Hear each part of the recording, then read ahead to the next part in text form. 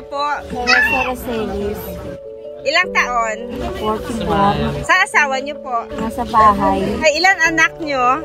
4. Ano na yung mga edad nila? 12. Saka 11. Saka 10. Saka 6. O sunod-sunod. So, kailan na kayo nakatira dito? Simula kailan? Kami dito eh. Matagal na kayo dito. Saan ka talaga galing? Taga-Pasig po talaga kayo. Hindi po kayo kasama sa nasunugan? Nagtatrabaho po kayo, yung asawa nyo? Namumulasi lang po ng basura. Yung basura. So, araw-araw yun. Sa isang araw po, halimbawa, magkano po yung kinikita? Minsan 300, may 500. Hindi lang pares-pares lang po. Dito lang yun sa Pasig kayo umiikot. So araw-araw yun. So, ngayong araw, lalabas din kayo mamaya. Mamayang gabi. Gabi, tuwing gabi po yun. So, yung kinikita nyo po, napagkakasya naman sa araw-araw na gastos. So, bigas, ulam, para sa 4 na anak. Nag-aaral po yung 4 na anak nyo? Isa lang po yung panganay.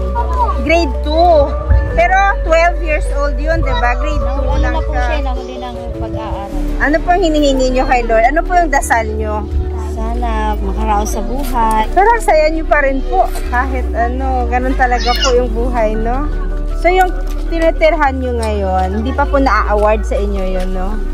Hindi pa. So, ilang taon na kayo dito? Tagal na po. Palipat-lipat lang po ng bahay. Oh. So, bahay nyo yun o inuupahan nyo din? Kayo yung naglagay ng bahay dyan. So ito po yung 2 kilo na bigas. Ilang kain nyo po yun? 2 araw po yun. 2 araw. Ano po yung 2 araw na 3 kain sa isang araw? Sa 1 kilo isang araw. Ano po yung plano nyong gawin kung bibigyan kayo ng pera?